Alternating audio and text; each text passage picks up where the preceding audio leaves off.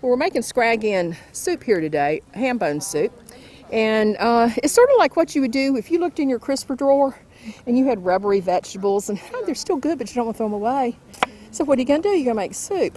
Well, the colonial people, of course, gathered from the garden all summer and all fall long and stored potatoes, carrots, rutabagas, whatever root crops they had in the root cellar, packed them in straw, and of course tried to keep the mice out of them. But after the winter was over, a lot of those vegetables got rubbery, but they were still good.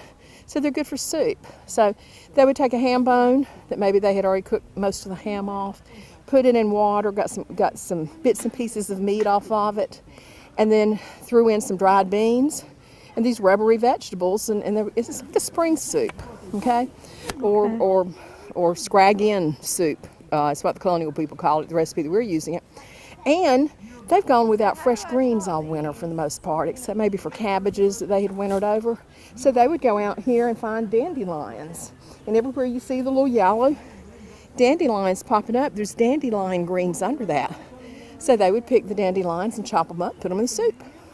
Well, Tastes pretty good, doesn't it? It tastes, let me see, I haven't actually tasted it yet. Okay. This is going to be my first taste. Let me actually get some here.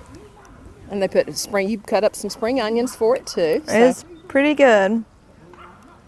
I would eat this as a regular meal. Good, So, good. Very good. All you need is a little pull off of a end of a bread, a crust of bread, and you got a meal.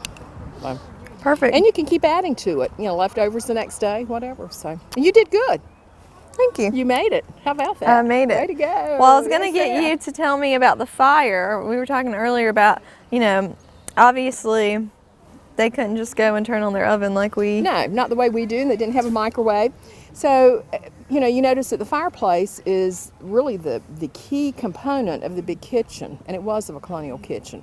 Usually a big fireplace if it were a big cabin. Of course, this house is bigger than what most people lived in the 18th century here in Rowan County. And it's almost like a walk-in fireplace.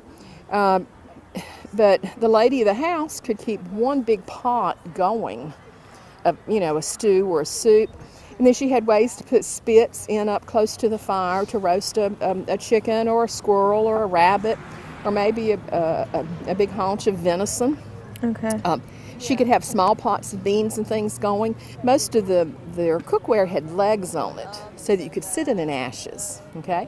You either hung it over the fire or set it in the fire up on little feet so you could pull the fire under it, okay? If you didn't want a big roaring fire but just some hot ashes, know. And they were always building the little side fires like you did today on the grate to cook your stew.